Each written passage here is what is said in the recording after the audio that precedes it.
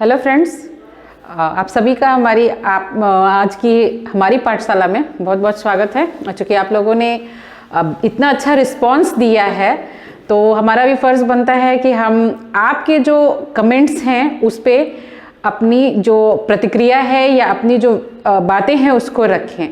कुछ जो आंसर्स हैं जो बीपीएससी 2020 का 66 प्रीलिम्स है, उनके कुछ आंसर्स पे बिहार पीसीएस के रिजल्ट में भी कहीं ना कहीं कुछ ना कुछ लेकिन लग जाता है, उस पे 100% श्योरिटी नहीं होती है। क्योंकि विभाग मान लेता है, चूँकि आयोग मान लेता है उस बात को, इसलिए उसको हमें मानना पड़ता है। लेकिन आपके चूँकि जो कमेंट्स बॉक्स में आए हुए हैं उस पर हमारे क्वेश्चन नंबर 15, 21, 22, 24, 31, 48, 57 और 141 और 105 पे कमेंट्स हैं, उसको हम फिर से रिवाइज करने की कोशिश किए हैं और वो अभी आपके सामने हम लोग डिस्कस करते हैं।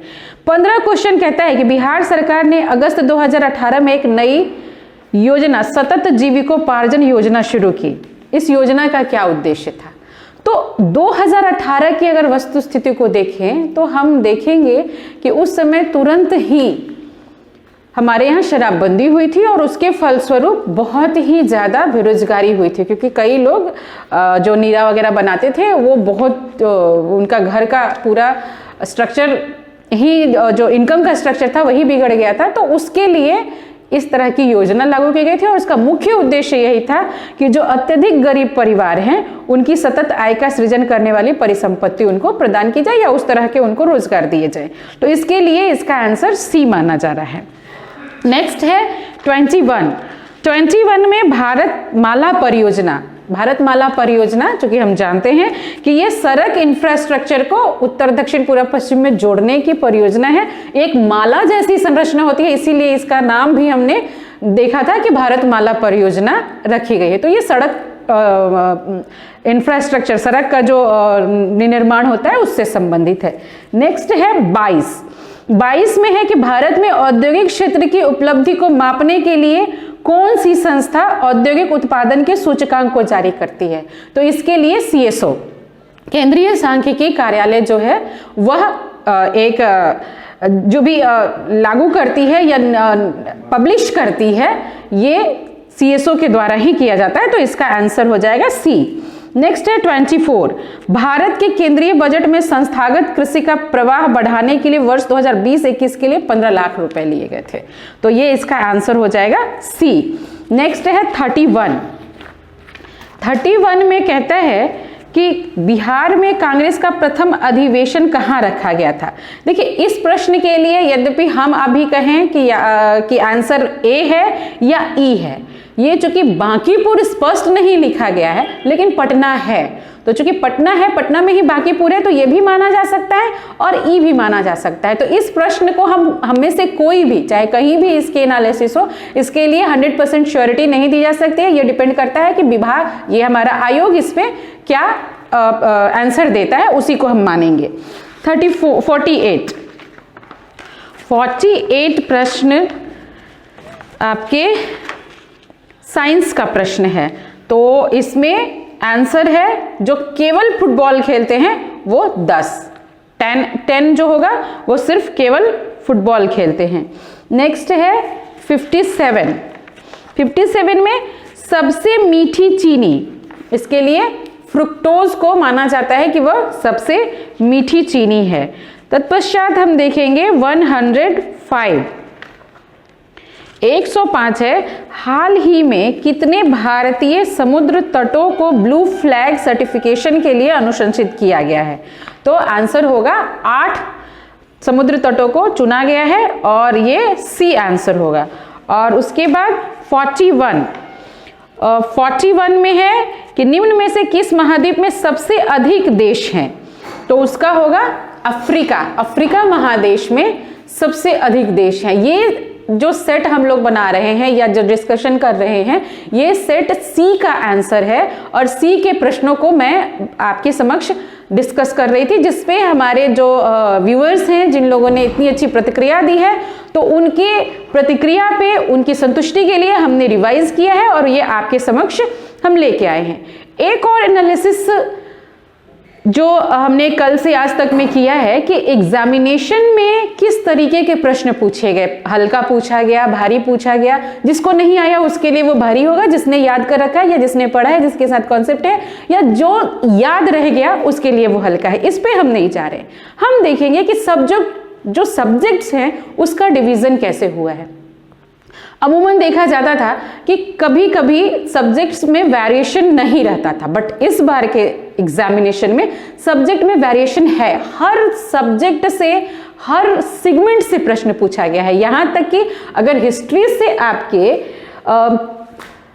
24 क्वेश्चंस हैं तो उसमें मेडिवल हिस्ट्री, मॉडर्न हिस्ट्री और एंशिएंट हिस्ट्री तक से क्वेश्चन हैं। जहां तक कालीबंगा वाला प्रश्न है या फिर परमाणु वाला प्रश्न है, वो पूरी तरह से एंशिएंट हिस्ट्री का प्रश्न है। बलबन का प्रश्न है, रक्त लौ और रक्त की नीति, तो वो मेडिवल हिस्ट्री का, या फिर पिट्रुदला कला का क्वेश्चन है, वो मेडिवल हिस्ट्री से है। तो ये नहीं है कि किसी एक पोर्शन से ही लिया गया है। बिहार पे हम आते हैं तो बिहार के लिए 24 क्वेश्चन सिर्फ और सिर्फ बिहार से पूछे गए हैं। उसमें बिहार की इकोनॉमी है, बिहार का ज्योग्राफी है, बिहार की हिस्ट्री है, बिहार का करंट अफेयर्स है, बिहार की पॉलिटी है। इवन कि बिहार की पॉलिटी में जो इतना ज्वलंत मुद्दा था, इवन कि माननीय मंत्री जी रामविलास पासवान जी के निधन के से संबंधित प्रश्न, जो कि रिलेवेंट भी था, पूछा जाना चाहिए था उनसे संबंधित, और बहुत ही अच्छा प्रश्न उसको माना जा सकता है कि उन्होंने किस पार्टी को ज्वाइन किया था। साथ ही साथ साइंस से 29 क्वेश्चंस हैं, लेकिन इस साइंस में सिर्फ और सिर्फ एक पोर्शन नहीं, इस 29 में बायो भी है, फिजिक्स भी है और केमिस्ट्री भी है। और वो बायो, फिजिक्स, केमिस्ट्री में तथ्यात्मक क्वेश्चन के साथ साथ कहीं ना कहीं कॉन्सेप्चुअल क्वेश्चन भी पूछा गया। उसको हम देख सकते हैं, उसको एक स्टैंडर्ड रूप में मान सकते हैं। 10 क्वेश्चन तो मैथ के रहते ही रहते हैं, इसको हम दरकिनार नहीं कर सकते। इसके साथ साथ 30 क्वेश्चन हम भी मान के चलते हैं, हर स्टूडेंट लगभग मान के चलता है कि 30 से 35 का एवरेज जो है वो करंट का होता है। और कुछ क्वेश्चन मिक्स होते हैं, जैसे ज्योग्राफी, इकोनॉमी का क्वेश्चन या फिर बजट से संबंधित क्वेश्चन। ये क्वेश्चंस मिक्स होते हैं जो कि हमारे विविध में इसमें भी लिए गए हैं। तो इस तरीके से हम एक जो सामान्य ज्ञान का हमें वो होना चाहिए, नॉलेज होना चाहिए या उसके प्रति रुझान होना चाहिए, ये हर बार के एग्जाम में बीपीएससी पूछता है। हम लगातार पढ़ाई करते हैं, लेकिन कहीं ना कहीं कुछ बेसिक्स हमारे रह जाते हैं, जो हम हो सकता है 7th, 8th, 9th, 10th के क्लास में पढ़े हुए हैं, जैसे अदरक का या फिर जीवा का। ये सारे स्ट्रक्चर्स हमें 9th और 10th या 7th की कक्षाओं में पढ़ाई गई हैं, जो कि हम आज भी उसको रिवाइज करने के रूप में पढ़ते हैं। लेकिन जो कॉन्सेप्ट उस टाइम बन गया, जो कॉन्सेप्ट उस टाइम बच्चों के दिमाग में पड़ गया, वो हमेशा याद रहता है कि टेस्ट किससे मिलता है। ये कहीं ना कहीं हमारे 6th और 7th के सिलेबस में है और उसमें पढ़ना है। तो एक ओवरऑल स्ट्रक्चर मेरा आपसे कहने का तात्पर्य है कि पढ़ाई का हमें किस तरीके से एक स्ट्रेटजी बनानी होगी, जिससे कि अधिक से अधिक बच्चों को कम से कम समय में या एक स्ट्रेटेजिकल तैयारी के रूप में हमें प्रस्तुत करना होगा, हमें पढ़ना होगा और उसके बाद तैयारी के बाद सफलता हासिल करनी होगी। कट ऑफ कितना जा रहा है वो बहुत मायने नहीं रखता है। ये नहीं कह सकते कि 100% किसी का भी सही होता है, 150 में 150 किसी का भी सही होता है, लेकिन अमूमन ऐसे भी स्टूडेंट्स होते हैं जो 150 में 120 सही करके आते हैं। वो तभी हो पाएगा जब हम कंसंट्रेशन से और कॉन्सेप्चुअल तरीके से अपनी पढ़ाई करते रहेंगे और करंट अफेयर पे अपनी नज़र बनाए रखेंगे। अगर मंथली करंट अफेयर पे हम अपनी नज़र बनाए रखें तो ऐसा कोई भी क्वेश्चन नहीं था जिससे 1-2 क्वेश्चन, अगर इकोनॉमी के कॉन्सेप्चुअल क्वेश्चन को देखें कि ये इसका कितना भाग था, अगर 1-2 क्वेश्चन को छोड़ दिया जाए तो ऐसा कोई क्वेश्चन नहीं था जो करंट में हमने अगर मंथली तरीके से देखा हो, न्यूज़ सुना हो और पेपर की अच्छे से पढ़ाई करी हो, तो हमें और किसी चीज़ की ज़रूरत है। तो एक स्ट्रेटेजी की कक्षा हम लोग फिर से कोशिश करेंगे कि पीटी के साथ साथ मेंस की स्ट्रेटेजी और मेंस के साथ साथ इंटरव्यू की स्ट्रेटेजी कैसे बनाई जाए, उसको हम लोग नेक्स्ट वीडियो या आगे की वीडियोज़ में ले आएंगे, ताकि अधिक से अधिक बच्चों को इससे अधिक से अधिक लाभ हो सके। होप कि आप लोगों को हमारा यह प्रयास अच्छा लग रहा है और आप लोगों का इतना प्यार मिल रहा है, इसके लिए मैनी थैंक्स। और हमें विश्वास है कि आपका प्यार ऐसे ही बना रहेगा और आप हमारे चैनल के साथ जुड़ के ज़्यादा से ज़्यादा लाभान्वित होंगे। Thank you.